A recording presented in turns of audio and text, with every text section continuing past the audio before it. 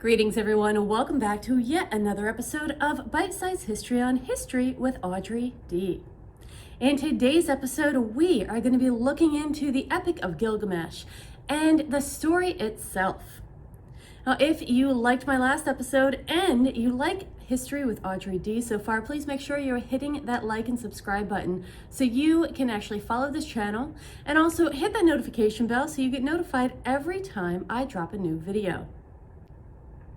You can also follow me on Instagram and TikTok as History with Audrey D, and find even more details about each historical topic I cover on my Patreon account, History with Audrey D. Let's go ahead and get into our lesson on the Epic of Gilgamesh and the story behind the man.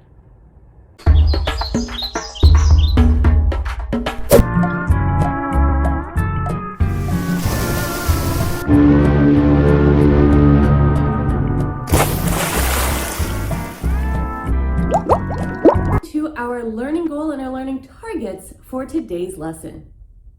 Now, our standard for today is again going to be standard 2, describe the emergence of early civilizations. Our learning goal for today is going to be to determine the impact of key figures from ancient Mesopotamian civilizations, and we're also going to be doing a review of the 7 characteristics of civilization so we can identify which ones are represented by the Epic of Gilgamesh. Our learning targets for today are again going to be the review of those 7 characteristics of civilization with an emphasis on epic literature, writing, and the inventions categories. Now, in the Epic of Gilgamesh, we get a prelude to the story itself, and it talks about Gilgamesh being 2/3 God and 1/3 man. So with this, we also find out how much he built up the city of Uruk and built up its walls and really supported the people. However, it's not how his story truly starts. Gilgamesh is also described as being physically beautiful and incredibly strong. Now, what ends up happening is that in the beginning of his story, Gilgamesh is not a great leader. He is known for raping women who strike his fancy, and his subjects are incredibly unhappy with him.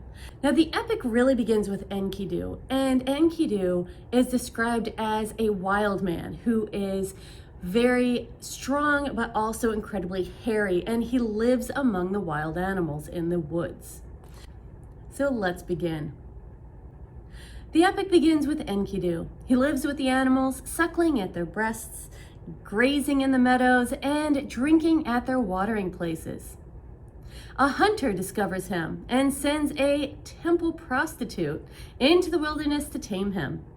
In that time, people considered women and sex calming forces that could domesticate wild men like Enkidu and bring them into the civilized world. So this is actually when we start to see some of the aspects of what people considered civilization. So what ends up happening is Enkidu is seduced by this temple prostitute, and afterward he is rejected by all of the animals in the forest. So after being rejected by them and realizing that he is now part of a man's world, he sets off with this prostitute, and she introduces him to what they also consider to be the pleasures of civilization. So he ends up at a shepherd's house where he gets to drink alcohol for the first time, he eats food for the first time, and really begins to experience what it is to be a civilized man. Now, while he's there, the prostitute also starts to tell him about Gilgamesh and all of the horrible things that Gilgamesh has been doing to his people, including the fact that Gilgamesh is planning to go in and rape the bride of a newly married man in the village. He plans to do this on their wedding day. And what's going to end up happening is Enkidu is so upset by hearing this, he thinks that someone needs to go in and teach Gilgamesh a lesson. And he's encouraged to do this. So Enkidu shows up, he stands and bars the door to the bridal chamber, and Gilgamesh ends up wrestling him.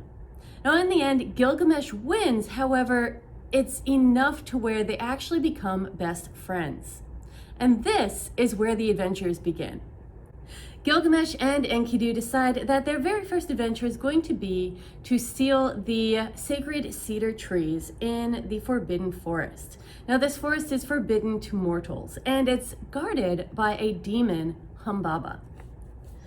The two heroes make the perilous journey to the forest and, standing side by side, fight with the monster. They also receive assistance from the god Shamash. With the assistance from the god Shamash, the sun god, they kill him.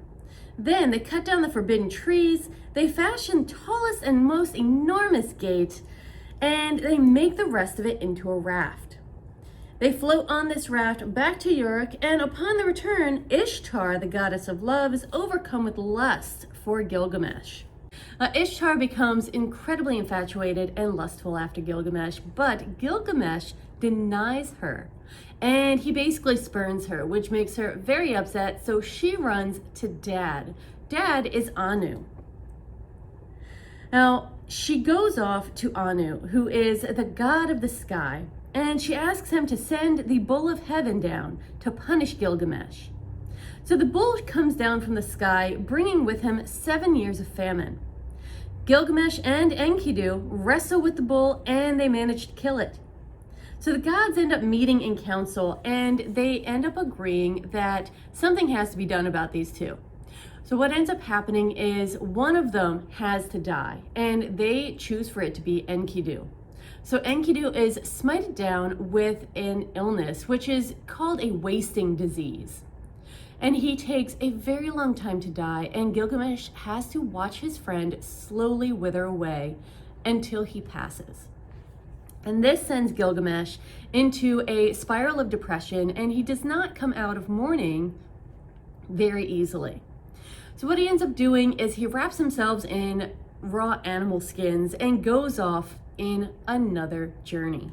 Now, Gilgamesh cannot stop grieving for Enkidu, and he can't stop brooding about the prospect of his own death.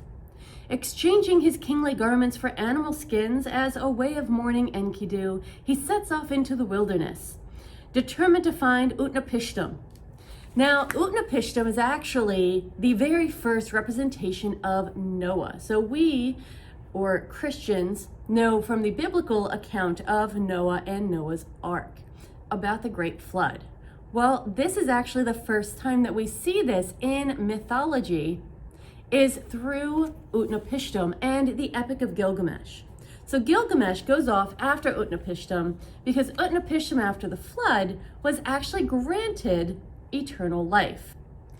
The Gilgamesh's journey takes him to the twin-peaked mountain of Mashu, where the sun sets into one side of the mountain at night and rises out of the other in the morning.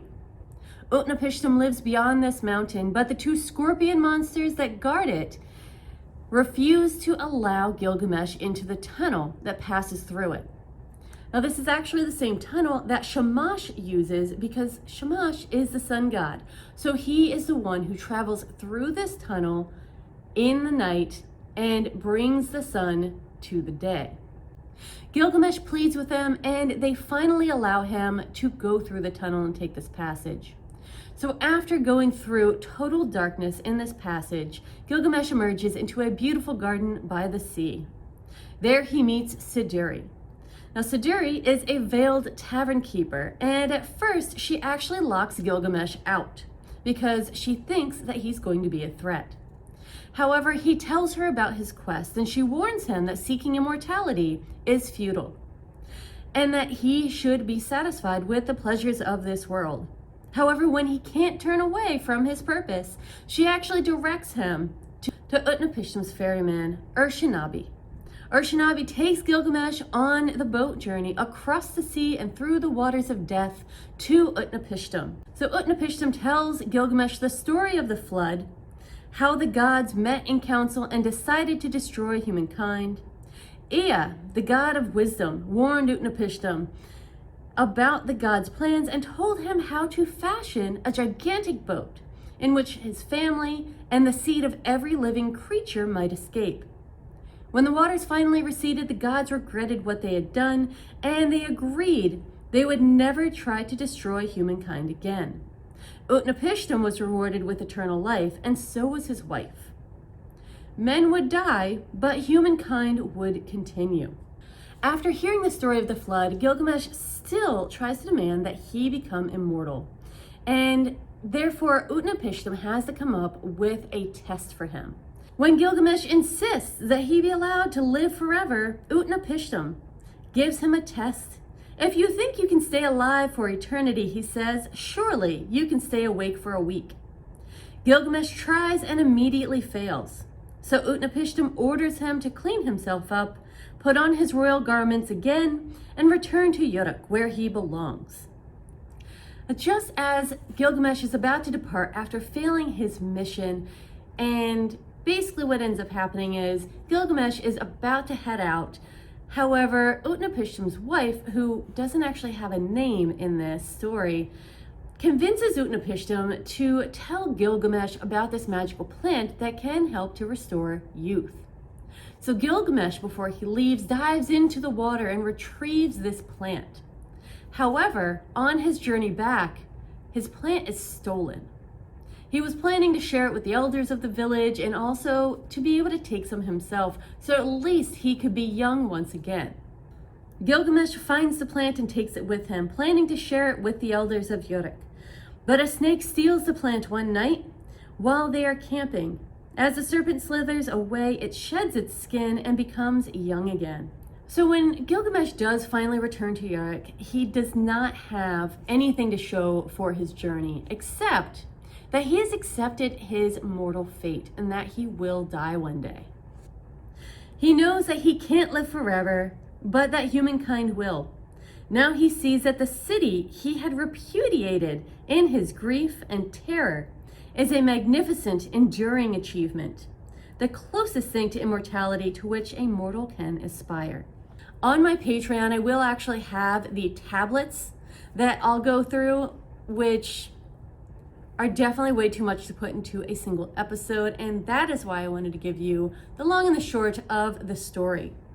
So with Gilgamesh being okay with now not ever having immortality, he realizes, and this is where we come back to that prelude, Gilgamesh decides that he's going to rebuild Uruk and turn it into the most magnificent city he can.